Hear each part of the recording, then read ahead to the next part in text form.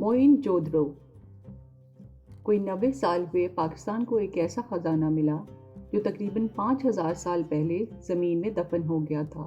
क्या आप बता सकते हैं ये ख़जाना क्या था?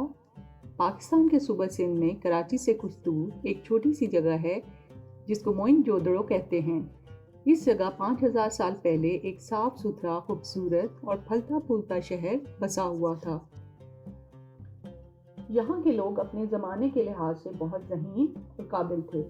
ये बात हमें ऐसे पता चलती है कि इन लोगों की बनाई हुई चीज़ें जो हमको मिली हैं वो बहुत अच्छी बनी हुई हैं। इन लोगों को पढ़ना लिखना भी आता था, जबकि इस ज़माने में कम ही लोग लिख पढ़ सकते थे। इस शहर को शायद किसी सैलाब या ज़लज़ले ने तबाह कर दिया और वो ज़मीन के नीचे दब गया, मगर अब 5000 साल के बाद इसे खोद कर बाहर निकाला गया। किसी कदीम शहर को जो हज़ारों साल पहले ज़मीन के नीचे चला गया हो, बाहर निकालना बहुत महारत का काम है। जो लोग ये काम करते हैं उन्हें माहिर असारियात कहते हैं।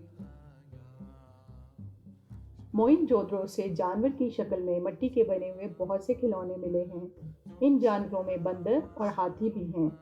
इसका मतलब ये है कि यहाँ के रहने वालों ने बंदर और हाथी ज़रूर देखे होंगे, मगर इस ज़माने में रेलगाड़ियाँ और हवाई जहाज़ तो होते नहीं थे और कहीं दूर जाकर ये जानवर देखते।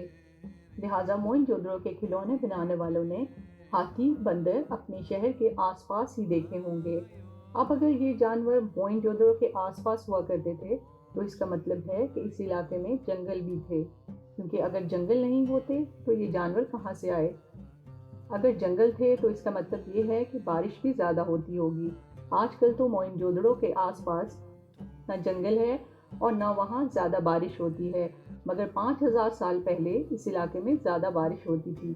जंगल थे और बहुत से ऐसे जानवर थे जो अब बिल्कुल नहीं हैं।